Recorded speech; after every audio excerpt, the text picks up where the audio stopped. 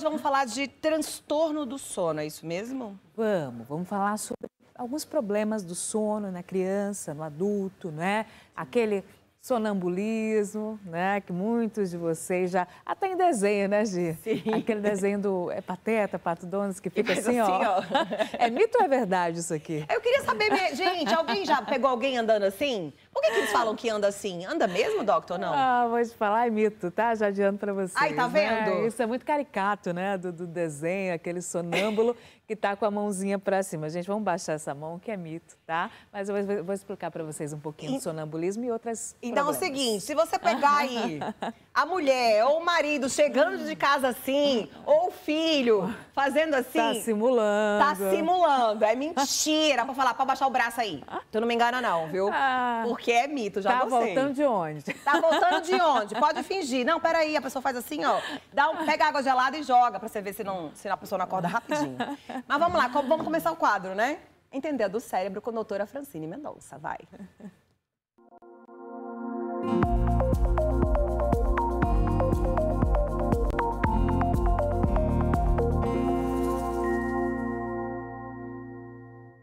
Agora sim! Doctor, quando a gente desperta meio confuso, isso é um problema do sono?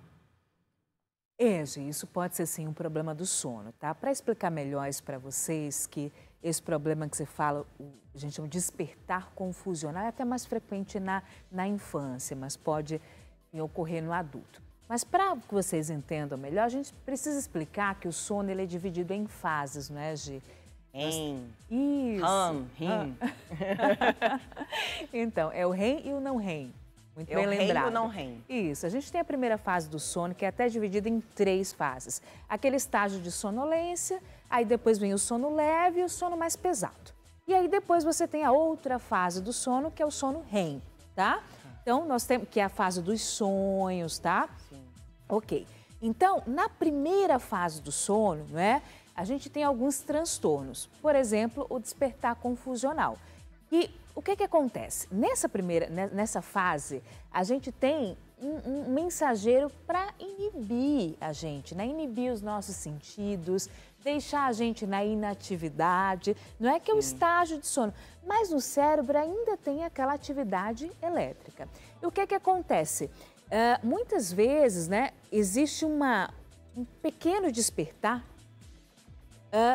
misturado com essa primeira fase do sono, em que tem esse mensageiro de inativação. Então, a gente desperta, mas existe uma mescla entre a vigília, que é o despertar, e esse estágio do sono, porque aquele mensageiro da inibição ainda está lá. Então, o indivíduo, a criança principalmente o lactente, ele desperta desorientado, com a fala arrastada, geralmente dura de 5 a 15 minutos, pode durar até 1 hora, tá? E pode até voltar a dormir. Pode vir um suor junto, mais frequente na infância. Deixa eu entender. Aí a criança não sabe se está dormindo ou se está sonhando. E no caso da gente é a mesma coisa, não? Que essa história da vigília. Por exemplo, ó, vou de forma mais prática. Minha filha acorda. Um dia ela acordou e falou, mamãe, eu tô aonde? Eu falei, você tá na minha cama, engraçadinha.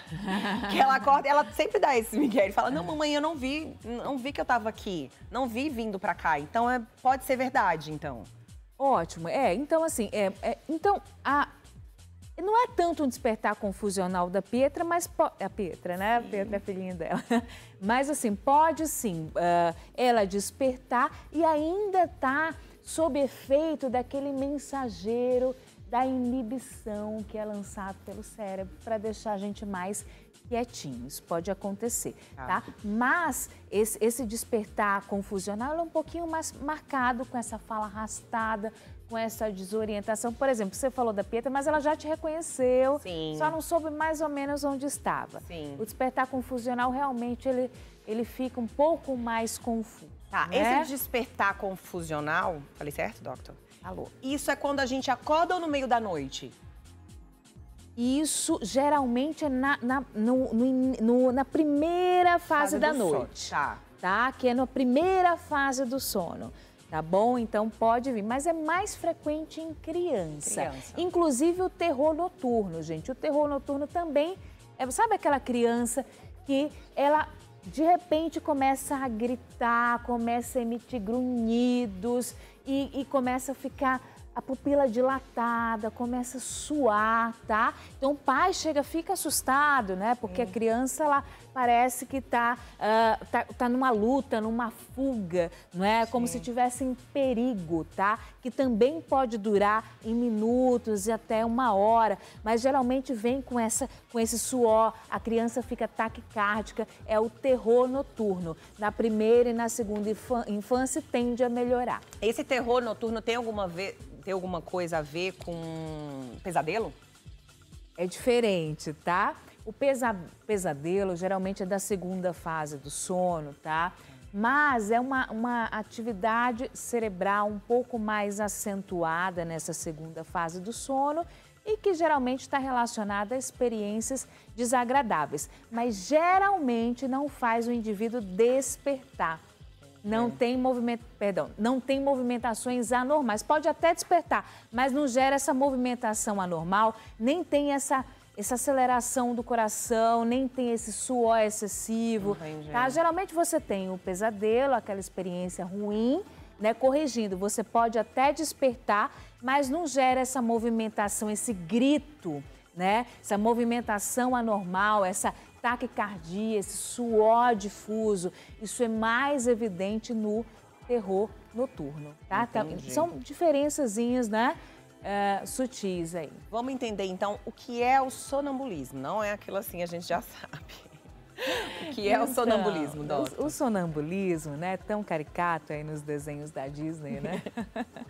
O sonambulismo também é um transtorno do sono, tá?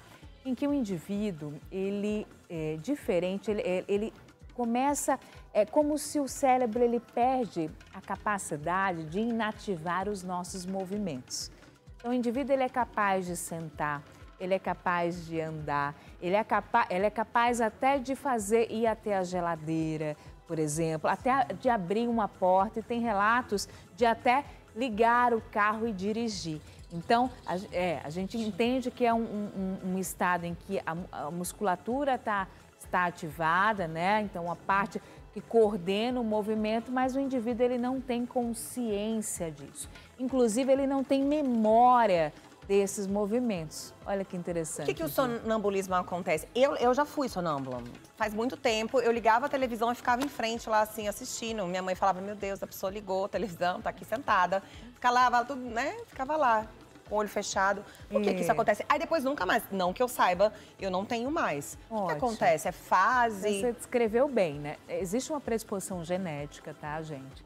E existem fatores predisponentes, logicamente. Então, algumas medicações, privação de sono, estresse, tudo isso pode predispor o sonambulismo, que é mais frequente aí na adolescência, adulto jovem, depois vai cessando. O adulto geralmente, 1/3 dos casos pode permanecer na idade adulta, mas geralmente cessa na idade adulta. Então, realmente, como a Gi coloca, olha, eu tive, agora não tenho mais. Então, realmente tende a cessar, né? Então, esses transtornos que eu falei, despertar confusional, terror noturno, tá? Sonambulismo, então, geralmente é mais da infância, tá? Adolescência, tende a cessar com o passar dos anos. Ela falou, por que ocorre o sonambulismo? Uma predisposição, sim, né, que você nasce com essa predisposição associado aos fatores do ambiente, aos gatilhos do ambiente, tá? Minha avó, minha mãe, todo mundo fala, não pode acordar sonâmbulo. O que ele estiver fazendo, acompanha ele, vê o que ele vai fazer, mas não pode acordar. É verdade? O ideal é realmente não despertar o indivíduo sonâmbulo, tá? Quais são os cuidados que nós devemos ter, né? Proteção. Então, uma vez que se detecta o sonambulismo, deve-se proteger janelas, fechar janelas, né? Retirar as chaves, não deixar a chave acessível. Tá? Não dê dinheiro, gente. Ah, eu sou tudo isso, né, bem, tem que fazer direitinho. Objetos, né, enfim, no solo, em que possa gerar um tropeço, uma queda, não é? Porque tem a possibilidade de acidentes graves, inclusive. né? E assim, o ideal é não despertar. Por quê? Porque na tentativa, né, como o indivíduo ele ainda está, ainda não cessou o estágio do sono, né? Uma mescla entre o sono e a vigília, né? Não cessou completamente. Então, você tentar colocar ele na vigília enquanto ele ainda tem elementos do sono pode gerar uma irritação, até movimentos violentos, tá? Então, quer que se... Não que... Porque tem um mito que o pessoal fala assim, nossa, vai morrer se a gente despertar. Sim, eu já ouvi falar isso. Pode gerar um quadro súbito. Não é isso, tá, gente? Mas você pode até prolongar esse estágio de sonambulismo ou mesmo gerar movimentos, comportamentos violentos. Mas pode tocar, por exemplo, a pessoa está em perigo, vai. Você pode tocar, não? Não, sem dúvida, está em perigo, tem que tirar fazer alguma do coisa, perigo, né? Se a pessoa falar, não posso mexer em você, você está aí. Não, imagina, né? Você pode toma tocar. as atitudes, sem dúvida. Mas o ideal é gentilmente direcionar o indivíduo ao leito. Tá? Então, você pode até tocar, mas gentilmente vai direcionando ele de volta à cama. Evita despertar, só direciona e protege, tá bom, gente? Direciona e protege. E aquelas crianças que acordam apavoradas, gritando, o que a gente deve fazer? Porque muitas vezes a gente não sabe como a gente deve proceder. Se deve acordar, a pessoa está gritando, está esperneando, mas não está acordada. Então, assim, os pais, né, que principalmente que é a questão do despertar confusional e do terror noturno, principalmente, assim, os pais devem ter paciência, tá? Então, assim, se não for episódios recorrentes, se não causar riscos, né, à criança, não for frequente, né, então aguardar, né? Observar é um fenômeno geralmente da infância, né, vai acontecer. Proteger no momento, geralmente não tentar despertar, muitas vezes volta a dormir, ou então só acompanhar, ficar do lado, ter tolerância, porque tende a passar. Agora, e o sonâmbulo que é frequente, tem muito risco, não é? Que viaja com frequência, sim, né? E, por exemplo, tem o sonambulismo que persiste no adulto e aquele adulto trabalha viajando, então ele está sob risco. Imagina num quarto de hotel, acontece qualquer coisa. Então, nesse caso, sim, existe a possibilidade de um tratamento medicamentoso, tá? Geralmente, clonazepam é utilizado nesses casos. Vai falar sobre medicamento daqui a pouquinho. Gente, vai mandando a pergunta aí, 011 964 45050532. Sonambulismo, pesadelo. Manda aí pra gente que a doutora responde, tá bom? Já temos pergunta. É isso, produção? Meu nome é Helena, 51 anos. Durmo às 9 da noite, eu também. E acordo 1 da madrugada e não durmo mais. Não há remédio que resolva. Sempre fui assim. Dorme muito pouco, dona Helena. De onde ela é, gente? Dona Helena, manda da onde a senhora é.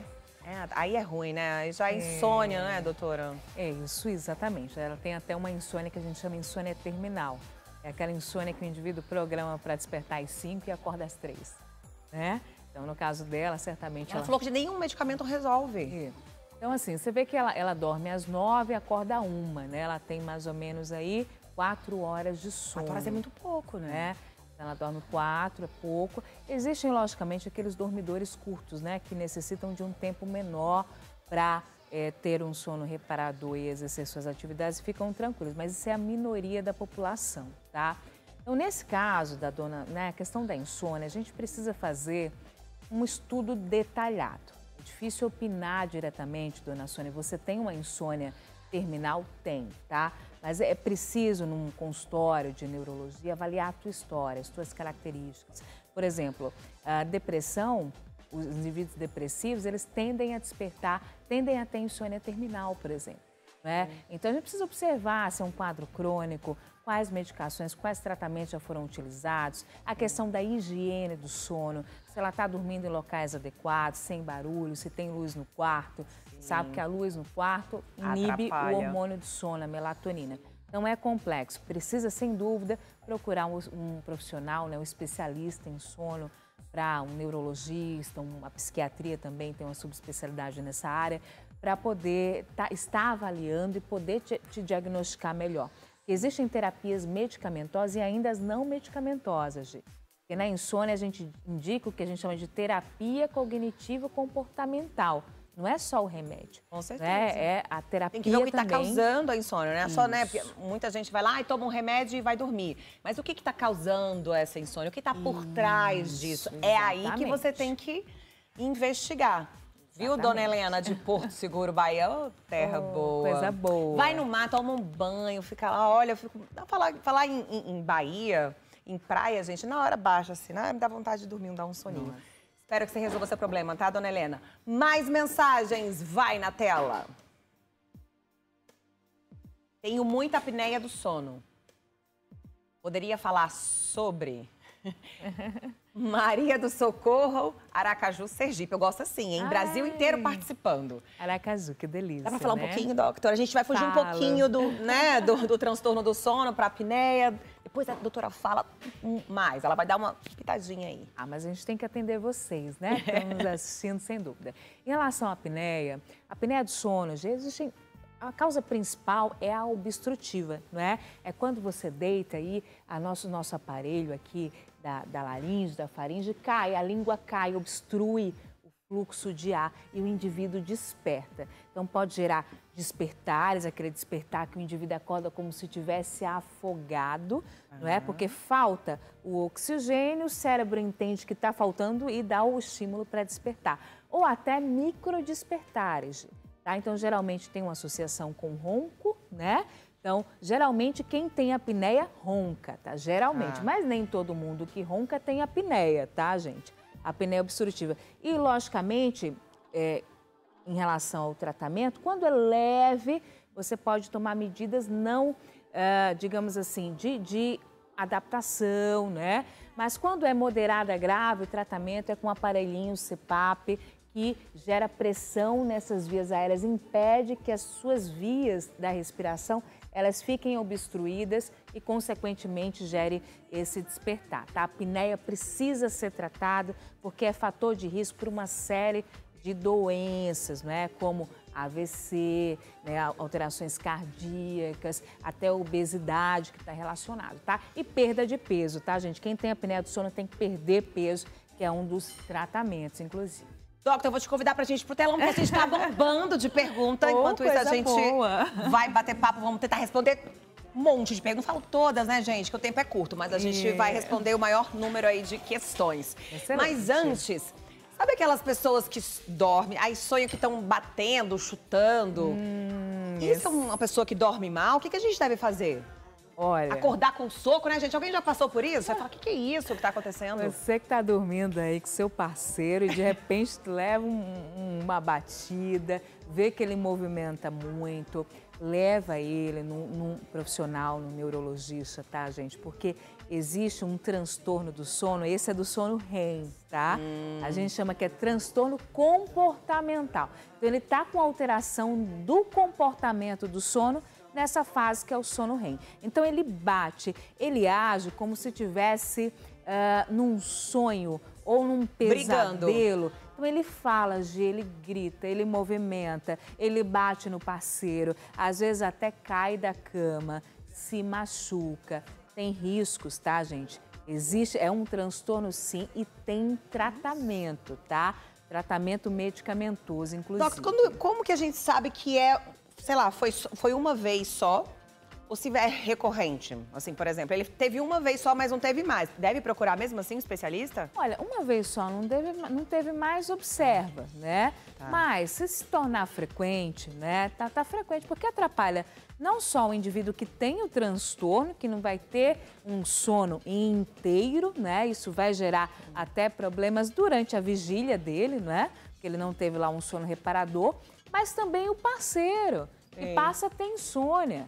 Porque, né? Porque fica com medo, né, gente, de apanhar. Dorme e fala, meu Deus, será que vai dormir com um capacete, né? Mas vamos responder aqui as perguntas, vai. Meu nome é Graziele, tenho 26 anos. Se me perguntarem algo enquanto estou dormindo, eu converso e não lembro nada quando acordo. Eita, que perigo. Meu irmão é pior que eu. É sonâmbulo e vai na geladeira à noite, anda pela casa, já chegou a se machucar. Sou de São Paulo. Muito bom o assunto de hoje. Sim, meu irmão caiu da cama também. Olha aí, ela e o irmão, gente. E a gente, boa pergunta, a gente responde consciente, não? Ou nada a ver, a gente pode responder coisa que não tem nada a ver? Não, a gente pode... Tem um mito também, gente, que o pessoal fala assim, a gente pode descobrir os segredos Então, durante gente, o sono. olha aí, gente, gostei disso, hein? Começa a perguntar, entendeu? Se a pessoa responder, você fala, sabia, pega o gravador, que você tem que provar, né?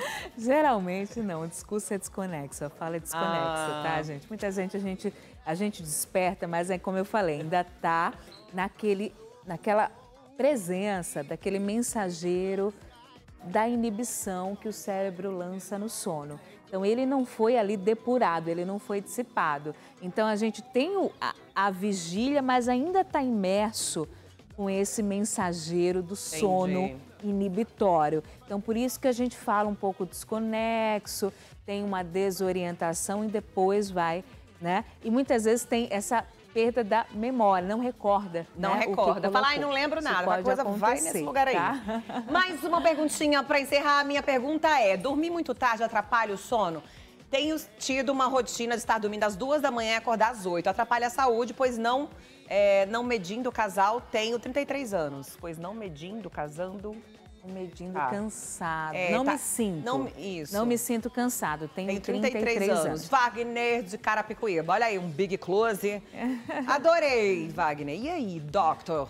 Excelente. Olha só, em relação a tempo de sono, é relativo, tá, gente? A ciência coloca não menos que 6, não mais que 9. Então, se ela vai dormir às 2, acorda às 8, está dormindo 6 horas. Se não se sente cansado durante o dia, muito possivelmente o tempo de 6 horas para ela foi suficiente. Tem aqueles indivíduos que têm aquele atraso de fase do sono e constitucionalmente produz aquela melatonina, que é o hormônio do sono, um pouquinho mais tarde do que a população geral. Sim. Então, vai dormir mais tarde, mas consequentemente acorda mais tarde. Mas ele teve o tempo de sono dele adequado, consequentemente esse sono foi reparador e não vai ter repercussões, tá? Então, vai num especialista para avaliar, fazer o diário do sono e ver, de repente, isso é fisiológico, é seu, é constitucional e não necessariamente uma patologia. Constitucionalissimamente, eu vivia falando isso na época da escola. Tá aí, doutora Francine Mendonça, dúvidas, questões, Pix. Mentira, Pix não, gente. Segue a doutora lá, pode perguntar, a doutora responde. Pode ser, tô brincando. Aí, a doutora falou que pode o Pix também. Pode o Pix também, doutora Francine Mendonça, segue essa neurologista talentosa, linda, competente. Manda suas dúvidas, tá, gente? Tem muito conteúdo lá no Instagram. Segue lá. E agora a gente fez uma